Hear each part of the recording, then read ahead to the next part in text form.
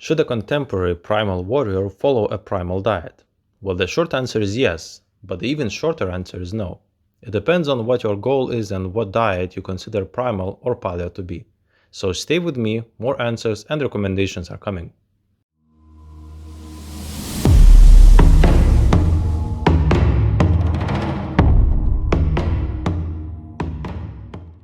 Why raise this question? So it just happens that physical training and diet go hand in hand. Funny enough, each coach always has something to say about the diet, whether they are educated in the field of nutrition or not. So why not me? I do not have a degree in dietology as well. However, I had dedicated 10 years to independent research of mainstream and alternative sources on biochemistry of nutrition and metabolism. I experimented on myself and tested the ideas and claims of other practitioners, and I even consulted people on wellness and healthy eating in accordance to the physiological testing I conducted. So I also have a database of results from several hundred tests. So I have something interesting to say and share. I do not consider myself a die-hard proponent of any specific fad of diet. It just happens that what is considered to be paleo or primal diet was closest to what I found out the best diet to be. From what I noticed, there are two reasons people choose to try paleo or primal diet: authentic wilderness survival experience and health effects, the most common one being weight loss. Since I have something to share about both of these approaches, I was wondering why not to share it with you. Maybe it will help make up your mind for those who are interested in the field. I intentionally will not give references to the specific sources because my point is not to convince you. Nowadays, one can find sources to prove any position. So even when I did base my claims with the academic sources, I constantly ran into people challenging every detail in the statements. I leave for you to decide whether to believe me or not. You are always free to live your life your own way. If you do have an opposing or affirming position on this question, and you would like to share it, please do it in a constructive way in the comments. So what paleo or primal diet is? The underlying notion of paleo and primal diet is that humans allegedly are not evolutionarily adapted to food products, nutrient ratios, and eating habits of modern civilized cultures. And this allegedly causes degenerative diseases like cardiovascular diseases, diabetes, or cancer. Therefore, the reasoning goes that reverting back to the diet that our ancestors followed for hundreds of thousands or even millions of years should be beneficial for one's health. Usually, the advent of agriculture during the Neolithic Revolution is considered to be a milestone in history, marking the start of degradation, as archaeological evidence indicate that the overall health of an average person suffered because of malnutrition. Therefore, the term paleo diet was adopted, indicating the supposed diet people followed during the Paleolithic era. This diet encompasses the consumption of food products that are not agriculturally grown, especially getting rid of cereals and dairy products, since they were not accessible prior the Neolithic Revolution. Sadly, there are no wild plant or animal species today that our ancestors ate. Every edible wild plant, every wild animal is not of the same species of what prehistoric people gathered or hunted. They might be related, but not the same. If you disagree with this claim, feel free to share the species that did not change in any way during the last 20,000 years in the comments.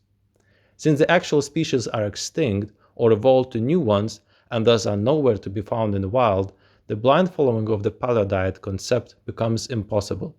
So the second best iteration of the paleo diet was considered. The new paleo diet tends to center around the types and ratios of nutrients that were accessible to our ancestors, both macronutrients as protein, fat, fiber, and carbohydrates, as well as micronutrients like vitamins, minerals, and other bioactive molecules. All these may not be delivered by exactly the same plants that grew during the Pleistocene or animals that lived then, but instead contemporary species of plants and animals can be consumed if the growing conditions and dietary ratios are maintained. However, even this revised version of the paleo diet is difficult to maintain daily given the pressures of modern civilized urban living conditions. Moreover, the rising popularity of the paleo diet increased academic interest on how and what primitive cultures ate, examining not only archaeological data but also anthropological data on contemporary primal tribes. I would emphasize 2 points here. Nomadic cultures consuming dairy products like Maasai do not show increased health risks. And secondly, primal cultures predominantly subsisting on hunting and gathering independently develop some form of agriculture if climatic conditions allow. They consume and even value starchy tubers or seeds. In addition, archaeological evidence shed new light onto the argument that everything went downhill after the Neolithic Revolution and humans did not adapt to it. I would emphasize 2 points here. First, grain was used for food long before Neolithic Revolution. This means that prehistoric, just as well as contemporary tribes, valued starchy food and consumed it. Secondly, cultures which mainly subsisted on dairy and grains from the advent of agriculture, primarily living in Africa, Middle East, and Europe, have developed the genes responsible for better digestion of dairy and cereals. Taking all this into account, the criteria for paleo diet had to be revised once more. Thus, the new term primal diet was introduced, seeking to put emphasis on nutrient ratios, food processing, and eating habits, not paying that much attention to whether the origin of the nutrients is wild or not, even allowing dairy or cereal products as long as cereals do not occupy a significant part of the diet. You might find myriads of sites listing which foods are compatible with paleo and which with primal diet, sometimes even contradicting each other. These lists are not the scope of this video, though I might expand more on that if you express interest in the comments. After learning at least the outline of what primal diet is, it is time to learn about what primal diet is not. First of all, it is not something historically accurate. Though there are quite a few archaeological anthropological evidence on diets of prehistoric people, no one knows the full picture. We might know the stomach contents of Otzi or food particle remnants in some pottery, but most pieces of the puzzle are still missing in the data. Anthropological data can fill in the gaps, but then how can we be sure that prehistoric people kept the same diet as contemporary tribes do, given that so much about the ecosystems have changed? Secondly, there was and there is no single diet. The diets differed widely within one hominin species depending on the region and biotope, not to mention the related hominin species. Biotopes closer to Arctic relied largely on animal fat and protein and survived just fine, whereas regions closer to equator relied more on plant matter and survived just fine. The same species of Neanderthal in the northern part of the European continent, which was not covered by ice like modern France, subsisted mostly on animals, whereas Neanderthals in the south, in the modern territory of Spain, subsisted more on nuts and plant matter. Anthropological data also show that diet during migration periods differs from the diet during the sedentary periods, not to mention times of plenty and times of scarcity or even famine. Thirdly, the lack of evidence for positive health effects in archaeological data. The average life expectancy of an individual in the Upper Paleolithic or Mesolithic was almost half of the average life expectancy of modern civilized people. This obscures the possible long-term positive effects of the diets our ancestors followed. We live longer and we develop more degenerative diseases, but we do not know whether prehistoric people subsisting on their diet would have less likelihood of developing these diseases given they would live to 60 or 80 years old. We just do not know because the main causes of death at an earlier age in the Paleolithic and Mesolithic was trauma and wound infections. We definitely know that Otzi had arthritis, and he was 45 at the age of his death. We know that at least one Neanderthal had bone cancer. So, in the end, should you attempt the primal diet? Yes, if you want to understand the mindset of primal people. I have tested a fully carnivorous diet. I have tested primal raw diet. I experimented with foraging. I experimented with food processing using only muscle power. All these gave me insights into how our ancestors lived and what did they think about food, what were their daily concerns in the wild, and so on. I appreciate the prehistoric people even more, and I could not have felt this way if I had just read about it in some article. So if you really want to understand the mindset of prehistoric people and warrior hunters, I definitely encourage you to try some form of primal or even wilderness diet for several weeks. If you are interested in my dietary experiments and tests, tell me in the comments. And no, you should not take up paleo or primal diet just because someone told you that it is good for you. Getting rid of grain and starch sources severely reduces the ratio of carbohydrates in your diet.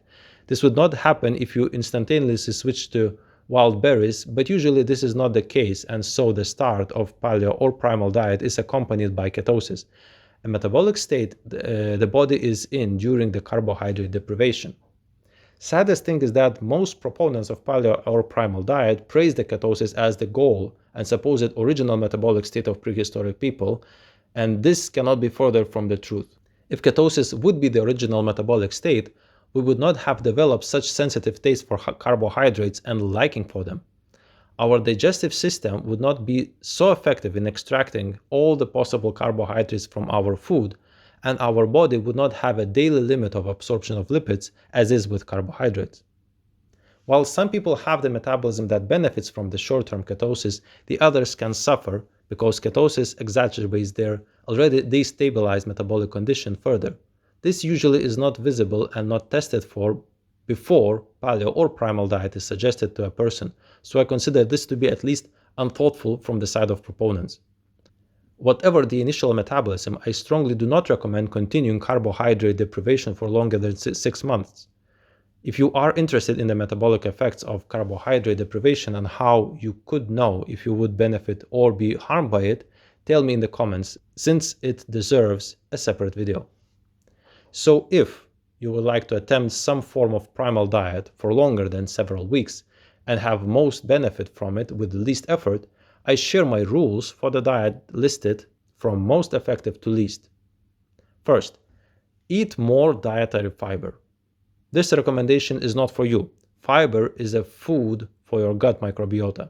Don't do it for yourself, do it for your little ones, and they will thank you in many ways, some of which you will notice sooner, some later, some are even more long-term. The one fact that runs through all data, archaeological, anthropological, and botanical, is that before we started large-scale farming, selective breeding, and mechanized food processing, our carbohydrate sources always came together with loads of fiber. This was the price for carbs. We liked carbs, but we fed our little friends as well. Even such natural sweet sources of sugars as wild berries have the amount of fiber equal roughly half the mass of accessible carbohydrates. Therefore, if you want to eat primal carbs, eat them with fiber. And no, brown sugar or full grain flour is not even close to supplying that. Secondly, train your glycemic system.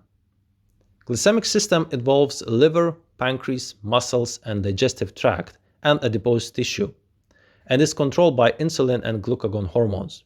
This is a central hub of your metabolism, and your decisions have direct effect on it. The most noticeable difference in contemporary Western and tribal diets is timing. Our digestive and glycemic systems have evolved to be able to maintain relatively stable blood glucose levels during long intervals between meals. We have evolved not to have to eat something sweet every time we feel hungry. When you eat carbohydrates and some amino acids, they trigger the release of insulin, which lowers glucose level, locking it in the cells as energy reserves. When glucose levels are low, it triggers the release of glucagon, which increases the glucose levels using the internal reserves. This system has to work full cycle to work properly. As our muscles, it has to be constantly trained. Otherwise, as our muscles, it degrades and is incapable of either raising the glucose when its levels drop or reducing the glucose when carbohydrates are consumed. This has other long-lasting and slowly progressing health effects. Therefore, if you want to eat primal, eat when prehistoric peoples did. Eat no more than 2 or 3 times per day. No snacking in between, not even beverages except water. If you feel like it, you can postpone breakfast to later hours like brunch. You do not have to eat first thing in the morning when all your systems are still sleeping. Remember, breakfast was imposed by the nobility and entrenched by the Industrial Revolution. There is nothing primal about breakfast. Thirdly, no one of 4 types of macronutrients should dominate the plate or at least the day. You should have a regular source of quality fat, amino acids, fiber, and carbohydrates. What is and is not a good source of quality nutrients is too wide to be covered here. It encompasses not only food products, but also processing. So if you would like me to expand more, please tell me in the comments. But if you are the one that likes to count grams, then I would suggest 20% of pure protein, 20% of pure fat, 40% of pure carbohydrates, and 20% of pure fiber by mass. So the amount of food and calories is not that important until you consume enough to maintain the basal metabolic needs, because you would not be able to consume too much given the nutrient ratios and time allocation, and I tell this from my experience. But the most importantly, I say relax. True historically plausible primal diet was an opportunistic diet. One ate what one got one's hands on. This was one of our evolutionary advantages that allowed us to survive everywhere we went and every age we lived in. This is the reason we have these discussions on what we should eat. If we were evolved to eat only one thing, we would not have such discussions. Moreover, do not forget to share, both give and take from others. Sharing food is a cornerstone of every culture and cultural exchange. We started gatherings, trade, negotiations, festivities with meals and ended them with the same way. All these thoughts on diet usually alienate people on "if you do not eat my food, you are a foe to me" basis. However, remember, eating is healthy, because everyone who did not eat died. But eating together is even healthier. Since you stayed till the end of this video, I take you liked it. Therefore, I invite you to express this in all cost-free but very helpful ways. Comment, subscribe, or even share. If you have something to add or suggestions for future videos, please share them in the comments as well. To help me improve the quality of my videos, I invite you to consider supporting me on Patreon. I thank you for your good thoughts and support. Have a good day. Until the next time.